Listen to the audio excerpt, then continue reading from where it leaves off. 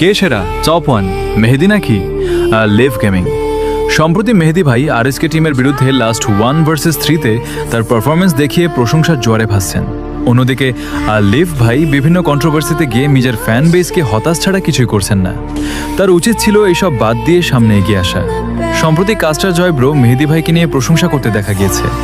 রাত ভাইয়ের উচিত মেহেদি ভাইকে আরও বেশি খেয়াল রাখা।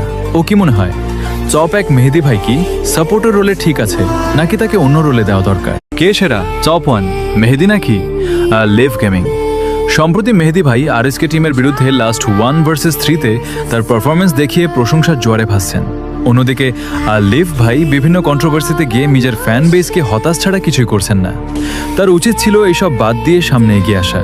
সম্প্রতি কাস্টার জয় ব্রো মেহেদি ভাইকে নিয়ে প্রশংসা করতে দেখা গিয়েছে। রাত ভাইয়ের উচিত মেহেদি ভাইকে আরও বেশি খেয়াল রাখা। ও কি মনে হয়, টপ এক মেহেদি ভাই কি সাপোর্টার রোলে ঠিক আছে নাকি তাকে অন্য রোলে দেওয়া দরকার?